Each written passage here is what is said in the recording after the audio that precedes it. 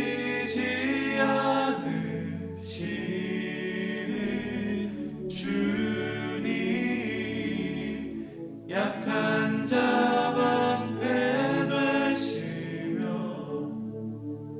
위로자 되신 주, 목소리 같은 힘 주시네.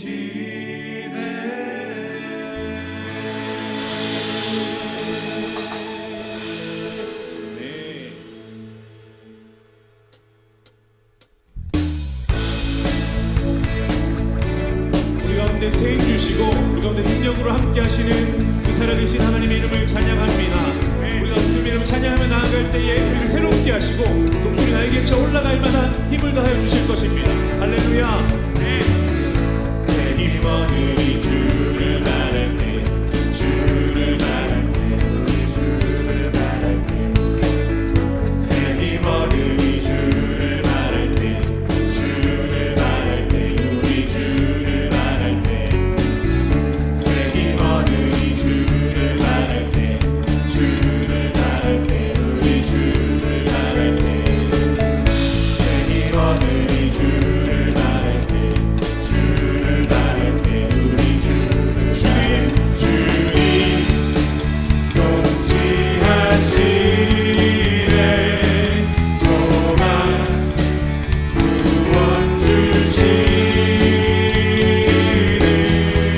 아멘. 당신은 영원하신 주, 내 영원하신 주, 지치지 않으시는 주님, 약한 자 방패 되시며 위로자 되신 주, 목소리 같은 힘 주시네.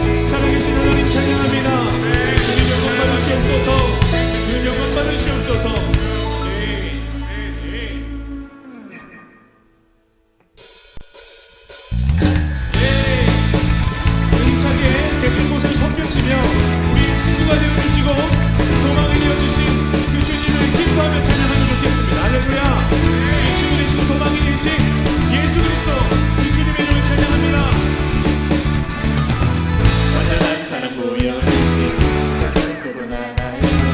나를 우리에게 주신 하나님 그분 하나요. 사랑 알기에 나를 나는 믿는 나를 이끄소서.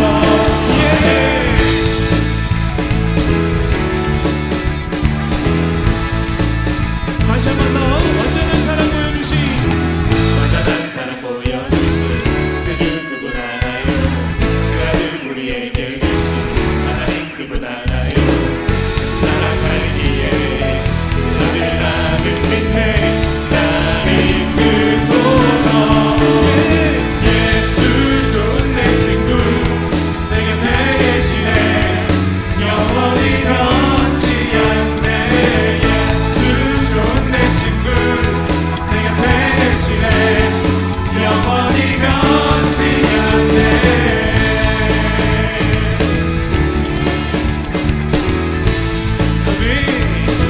찬양할까요? 구원하신 주 구원하신 주 나는 믿네.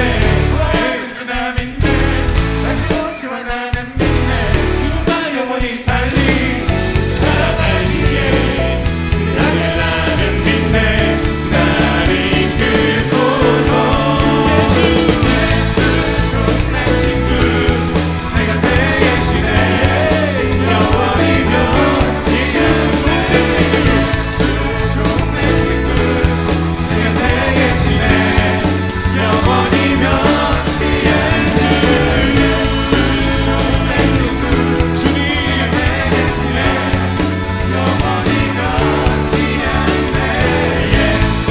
좋은 내 친구 내 곁에 계시네 영원히 변치 않네.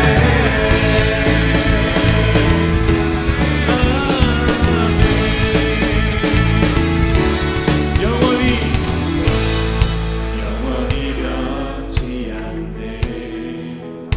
영원히 변. 그 사랑은 영원히 영원히 변치 않네. 아멘. 변치 않네. 영원히 영원히 변치 않네. 영원히 영원히 변치 않네. 영원히 영원히 변치 않네. 영원히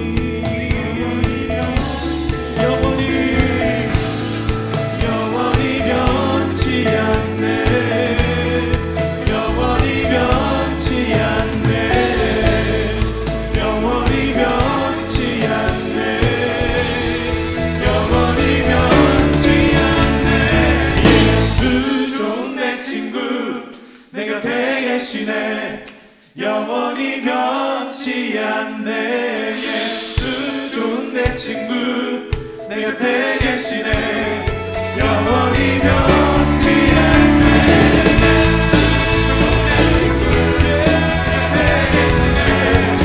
영원히 변치 않네. 내 곁에 계시네. 우리 한번 노래할까요? 예수 좋은 내 친구 예수 좋은 내 친구 내 곁에 계시네 영원히 변치 않네. 예수 좋은 내 친구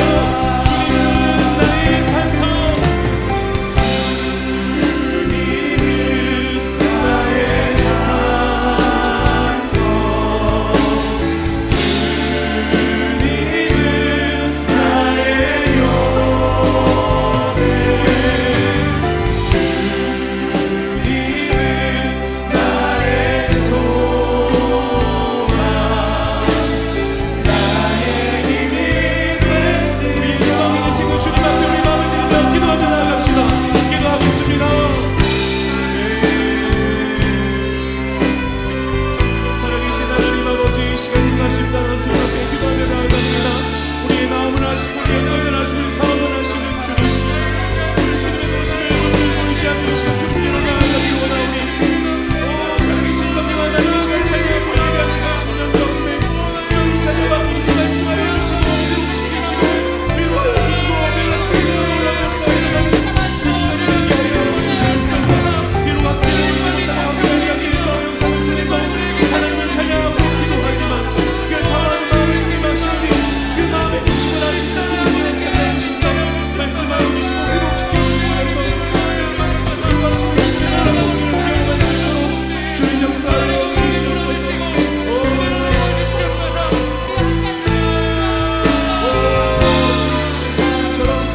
주님께서 말씀하신 그의 담대함을 가지고 그 믿음의 담대함을 가지고 주님께로 나아가는 우리의 심령들이 되기를 소망합니다. 여전히 세상 우리를 짓누르고 우리를 억압하고 우리를 괴롭히지만 영사를 역사하시는 주님분들 보이자며 담대하게 선포하며 나아가는 우리가 되어지기를 소망합니다.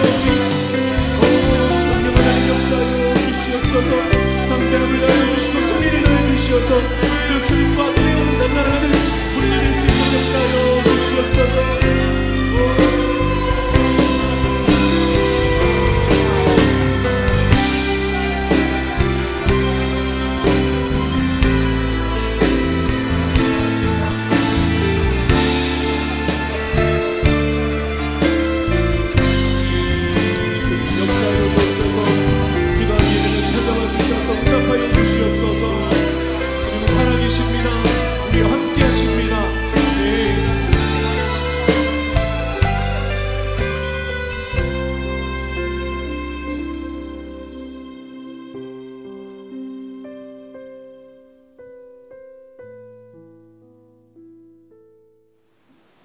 사랑이 많으신 하나님 아버지, 우리 가운데 임마누엘 하여 주시고 우리 가운데 형통을 허락하여 주시고 우리의 발걸음을 하나님의 말씀 앞으로 인도하여 주시니 감사합니다.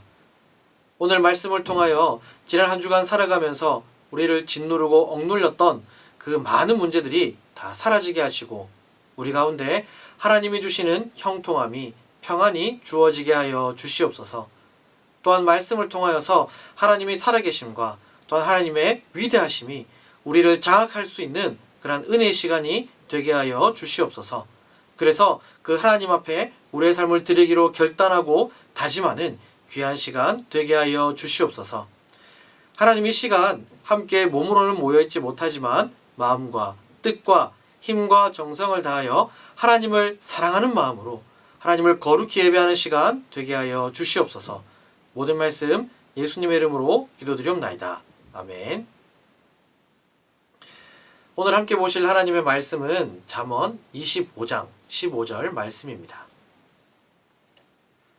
잠언 25장 15절 말씀을 함께 읽도록 하겠습니다. 오래 참으면 관원도 설득할 수 있나니 부드러운 혀는 뼈를 꺾느니라. 아멘. 네, 오늘 15절 말씀 가운데 부드러운 혀는 뼈를 깎느니라, 이 말씀에 대해서 함께 은혜를 나누고자 합니다. 저는 경상도 남자입니다. 경상도 남자에 대한 여러 가지 표현들이 있는데 그 중에 이런 표현이 있어요. 해병대를 버금가게 용감하고 무뚝뚝함이 경상도 사나이의 매력이고 절제된 멋이며 넘치는 박력이다. 이 표현은 경상도 남자에 대한 칭찬인 듯 하면서도 전문용어로 돌려까기인 듯해서 좀 거부하고 싶은 마음이 드는 것이 사실입니다. 그런데 제 삶을 돌아보면, 제 모습을 보면 딱히 부정할 만한 것이 없는 사실인지라 수긍할 수밖에 없기도 합니다. 저의 아버지 시대에는 경상도 남자들이 딱 세 가지 말만 했다고 하죠. 아마 들어보셨을 거예요. 아는, 밥도 자자. 저는 그 정도까지는 아니지만 집에서 그렇게 말이 많은 편은 아닙니다. 저는 솔직히 말해서 길게 표현할 것을 단 두 글자로 표현하는 것이 시간적 그리고 에너지적으로 경제적이라고 생각하는데 동의하기 때문입니다. 그런데 얼마 전에 기독교 상담을 전문으로 하시는 그 목사님을 만나서 교제한 적이 있었는데 그 후로 제가 조금씩 변하려고 노력하기 시작했습니다. 목사님 말씀하시기를 사랑하는 사이라면 경제적인 언어가 아니라 기술 언어가 필요하다고 가르쳐 주셨어요. 기술 언어를 쉽게 설명하면 이렇습니다. 남편이 바깥에서 열심히 일을 하고 집에 돌아갈 저녁 때쯤이면 배가 고픕니다. 그런데 집에서 아내도 남편만큼이나 집안일을 하느라 힘들었겠죠. 그러니까 남편은 밥도 라고 단순하게 말하는 것이 아니라 아내의 상황을 충분히 고려하고 충분히 이해해서 말을 하는 거예요. 예를 들면 이래요. 아내, 오늘 혼자서 밥하고 청소하고 빨래하고 아이들까지 돌보느라 정말 힘들었지. 나도 수고했지만 자기도 정말로 수고 많았어. 우리 같이 저녁 먹고 힘내자. 나는 아내가 끓여주는 김치찌개가 세상에서 제일 맛있는데 그거 먹으면 힘이 날 것 같은데 자기는 어때? 이렇게 기술적으로 말을 하는 거죠. 물론 밥도 라는 이 두 글자에 비하면 엄청나게 길어요. 하지만 이렇게 아내의 마음을 충분히 알아주면서 이해하면서 나의 마음을 기술적으로 표현하는 이 기술 언어가 필요하다라고 가르쳐 주셨습니다. 그래서 조금씩 아주 조금씩 노력하고 있어요. 제가 햇수로 37년을 그리고 결혼하고는 7년 동안을 그렇게 살아오지 않아서 솔직히 이 기술 언어를 표현한다는 것이 때로는 귀찮기도 합니다. 이런 생각을 할 때도 있지만 조금씩 노력하고 있습니다. 그런데 우리는 이러한 기술 언어도 필요하지만 다른 언어도 필요합니다. 제가 지금부터 말씀드릴 이 언어는 기술 언어보다도 더 중요하고 더 필요해요. 이 언어는 부부 관계에서뿐만이 아니라 친구 관계, 사제 관계, 그리고 가족 관계에서도 아주 중요하고 가장 중요하고 반드시 있어야 하는 언어예요. 그것은 무엇일까요? 바로 성경적 언어입니다. 성경 말씀, 곧 하나님의 말씀에는 힘이 있습니다. 보통 누군가의 말에 힘이 있다라고 할 때는 그 말을 하는 주체가 그 말에 대해서 그동안 거짓이 없었고 또한 상황에 따라 말을 이랬다 저랬다 바꾸는 적이 없었을 때 그 사람의 말에는 힘이 있다라고 표현을 합니다. 자녀들이 부모님의 말을 신뢰하지 않기 시작할 때가 언젠지 아십니까? 부모님이 다음에 사줄게 라고 말할 때입니다. 저는 이런 적이 있었습니다. 이제 가족들이 함께 바깥에 활동을 나가려고 준비하고 있었을 때예요. 첫째 아들인 수연이가 운동화를 신을지 샌들을 신을지 고민하고 있기에 제가 아들에게, 수연이에게 운동화 신어 라고 말을 했습니다.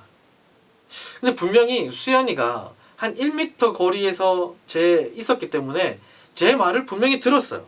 그런데 그 말을 들었음에도 불구하고 여전히 고민을 하다가 아내에게 가서 이렇게 묻는 거예요. 엄마, 운동화 신을까? 샌들 신을까? 저는 그 말을 듣고 너무 화가 나기도 하고 섭섭했어요. 제 아빠잖아요. 그래서 제가 운동화 신어 라고 말해 주었는데 제 말은 들은 채 만취하고 다시 아내이자 엄마에게 가서 그 말을 묻는 게 너무 섭섭했었어요. 그런데 나중에 왜 수연이가 그렇게 반응했는지 알게 됐습니다. 그 일이 있고 얼마 후에 저희 가족이 마트에 함께 장을 보러 갔어요. 역시 아이들은 아이들이더라고요. 눈에 보이는 맛있어 보이는 거, 그리고 특별히 어떤 장난감이 달려있는 것에는 무조건 손이 가고 사고 싶어 하더라고요. 저는 여느 부모님들처럼, 여느 경상도 아버지처럼 다음에 사줄게, 오늘 가자 이렇게 말하면서 빨리 마트를 떠나려고 했습니다. 근데 아내는 달랐어요. 아내는 아이들에게 이렇게 말했습니다. 내일 어린이집 하원할 때 마트에 들려서 이거 사줄게.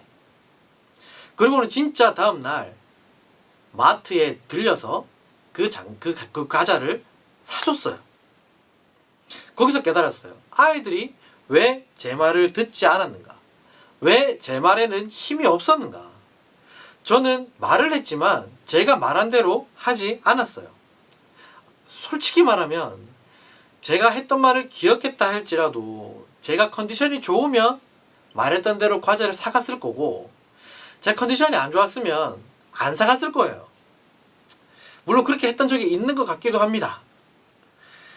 그러니까 제가 거짓말을 하고 또한 상황에 따라서 말을 바꾸니까 아이들에게는 제 말이 힘이 없었던 거예요. 그런데 반대로 제 아내는, 그리고 아이들의 엄마는 말을 하고 또한 말한 그대로 반드시 하니까 저희 아이들에게 힘이 있었던 거예요. 그러면 하나님의 말씀은 어떠할까요? 하나님의 말씀은 거짓이 있을까요? 하나님은 상황에 따라서 하셨던 말씀을 바꿀까요? 절대로 그렇지 않아요. 하나님의 말씀에는 1.1획도 거짓이 없습니다. 하나님의 말씀은 상황에 따라 변하지 않습니다. 하나님은 말씀하신 대로 분명히 그대로 행하십니다. 하나님은 모세에게 나타나셔서 이렇게 말씀하셨어요. 내가 너를 바로에게 보내어서 이스라엘 백성들을 애굽에서 나오게 할 것이다. 그리고 나를 예배하게 할 것이다. 그런데 이때 한번 생각해 봅시다. 모세가 어떤 상황이었습니까? 모세는 이집트의 왕자가 아니라 사람을 죽이고 도망다니는 도망자 신세였어요. 20대에 힘과 혈기가 넘쳐나는 젊은이가 아니었어요. 80대의 늙은 노인에 불과했습니다. 게다가 가진 집도 없었어요. 재산도 없었어요. 그저 장인의 집에 얹혀 사는 처가살이를 하는 그런 신세였습니다. 무엇 하나 내세울 곳 없는 그런 상황이었다라는 거예요. 그런데 하나님 어떻게 하셨습니까? 모세의 나이가 어떠하든, 모세의 상황이 어떠하든 하나님은 모세에게 말씀하셨던 그대로 모세를 통하여 이스라엘 백성들이 애굽에서 나와서 하나님을 예배하게 하셨어요. 물론 그 과정에서 바로가 방해를 하기도 했습니다. 그리고 홍해가 그들의 앞을 가로막기도 했습니다. 하지만 하나님은 모세에게 하셨던 그 말씀을 그대로 행하시기 위하여 10가지의 기적을 행하셨고 또한 홍해도 가르셨습니다. 하나님은 이렇게 모세에게 하셨던 말씀 그대로 1.1획의 착오도 없이 하나님은 그대로 상황에 변함이 없이 행하셨던 거예요. 신약에서도 볼까요? 사도행전 9장에 보면 바울이라는 사람이 나옵니다.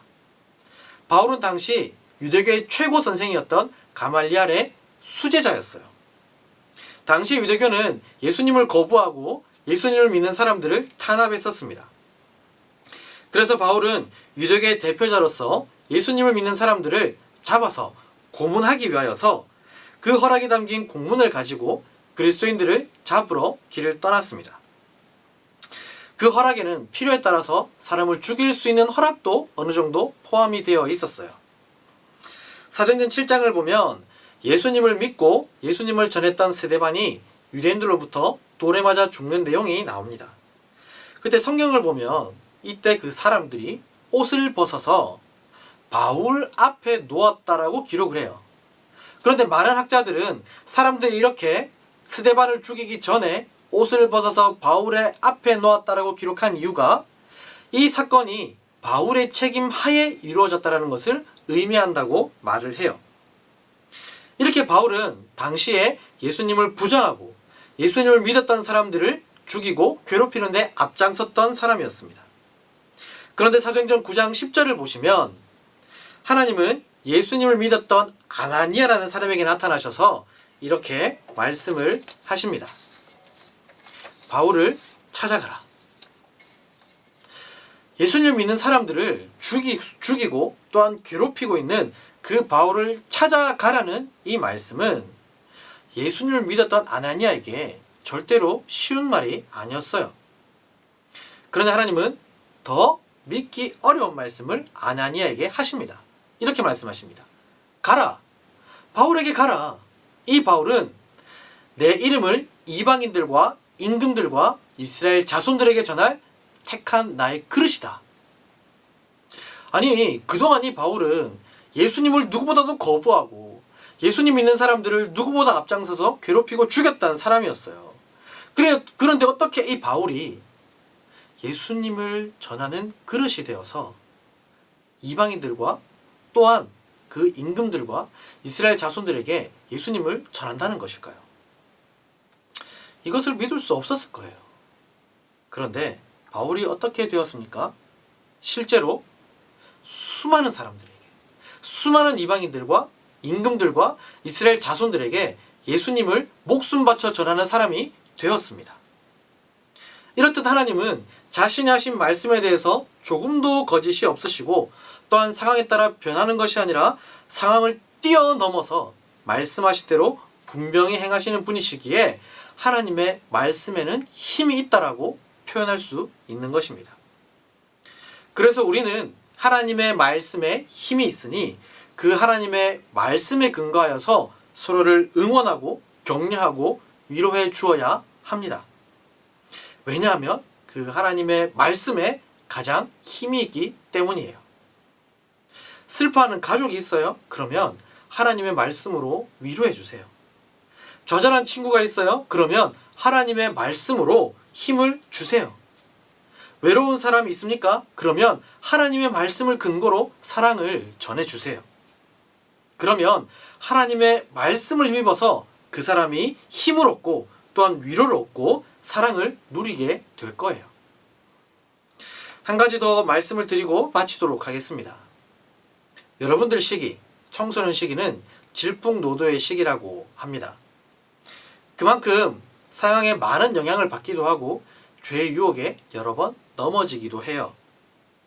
그래서 죄에 넘어지고 난 다음에 스스로에게 이렇게 말할 때가 있어요. 하나님은 더 이상 나를 사랑하지 않으셔. 나는 사랑받을 만한 자격이 없어. 예전에 내가 믿음이 좋았을 때는, 큐티를 열심히 했을 때는, 예배에 빠지지 않았을 때는 내가 사랑받기에 충분한 사람, 천국에 갈 수 있는 사람이었지만 죄를 짓고 넘어진 이 내 모습에서는 더 이상 사랑받을 만한 자격도 없고 또 나는 그래서 천국에 못 가고 지옥에 가고 말 거야. 이러한 마음을, 이러한 생각을 가진 그런 적이 있었던 친구들에게 하나님의 말씀으로, 성경적 언어로 제가 위로하고 힘을 드립니다. 요한복음 13장 1절 말씀입니다. 유월절 전에 예수께서 자기가 세상을 떠나 아버지께로 돌아가실 때가 이른 줄 아시고 자기 사람들을 사랑하시되 끝까지 사랑하시니라. 로마서 8장 38절에서 39절도 읽어드리겠습니다. 내가 확신하노니 사망이나 생명이나 천사들이나 권세자들이나 현재일이나 장래일이나 능력이나 높음이나 깊음이나 다른 어떤 피조물이라도 우리를 우리 주 그리스도 예수 안에 있는 하나님의 사랑에서 끊을 수 없으리라. 아멘. 예수님은 자신이 곧 십자가 위에서 달려 돌아가실 것을 아셨어요. 그렇다면 죽기 직전에 하루라도, 아니 1시간이라도 더 살아남기 위하여서 방책을 짜는데 더 시간을 쏟아야 했는데 예수님은 그렇지 않으셨어요. 상황이 이렇든 저렇든 변함없이 끝까지 그의 사람들을 사랑하셨다라고 성경은 기록합니다.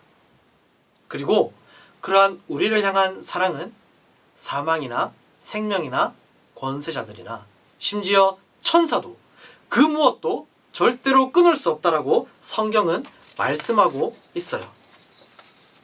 이 말씀들을 근거로 여러분들에게 위로하고 또한 힘을 드립니다. 하나님은 여전히 여러분을 사랑하십니다. 절대로 자신에 대해서 정죄하지 마세요. 저주하지 마세요. 하나님은 여러분을 여전히 사랑하십니다. 그러니 하나님께 나아가셔서 회개하시고 용서받고 하나님이 똑같이 베풀고 계시는 그 사랑을 풍성히 누리셨으면 좋겠어요. 하나님은 어제도 오늘도 내일도 변함없이 우리를 사랑하십니다.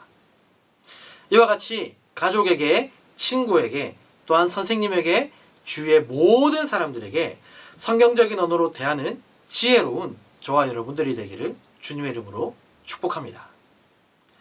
그런 의미에서 오늘은 미션이 한 가지 있어요. 오늘 예배를 마친 후에 사랑방 단톡방에 성경적 언어를 사용해서 서로를 권면하고 응원하고 축복하는 말을 남겨주세요.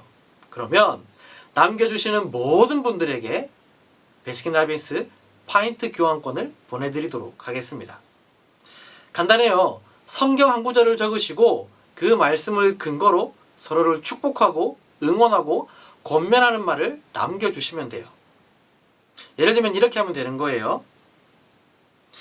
보라, 처녀가 잉태하여 아들을 낳을 것이요 그의 이름은 임마누엘이라 하리라 하셨으니 이를 번역한즉 하나님이 우리와 함께 계시다 함이라 라고 하나님의 말씀을 적어요.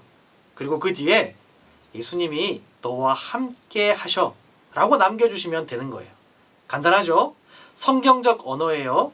하나님의 말씀을 적으시고 그 말씀을 근거로 서로를 응원하고 격려하고 위로하고 칭찬하는 말, 축복하는 말을 남겨주시면 됩니다.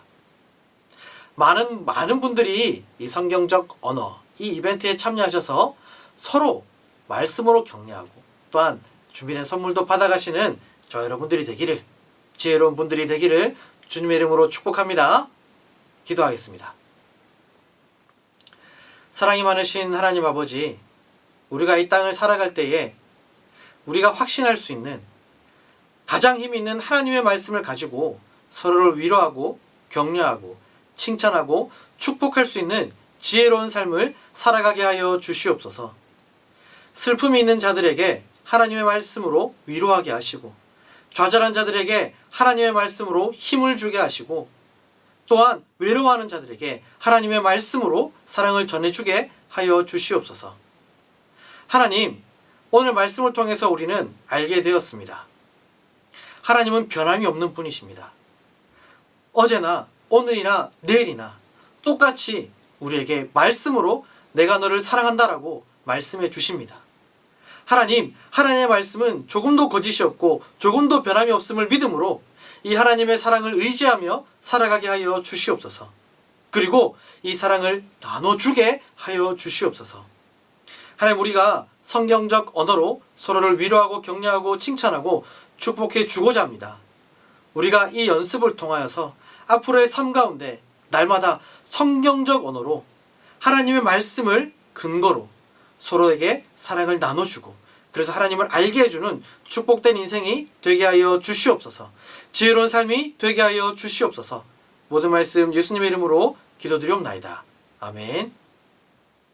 지금은 우리 주 예수 그리스도의 은혜와 하나님 아버지의 사랑과 성령 하나님의 율교통 충만 역사하심이 성경적 언어로 서로를 위로하고 칭찬하고 축복하고 권면하기를 원하는 이러한 지혜로운 삶을 살기 원하는 모든 중고등부 공동체 원들 머리 위에 지금으로부터 영원토록 함께 있을지어다. 아멘.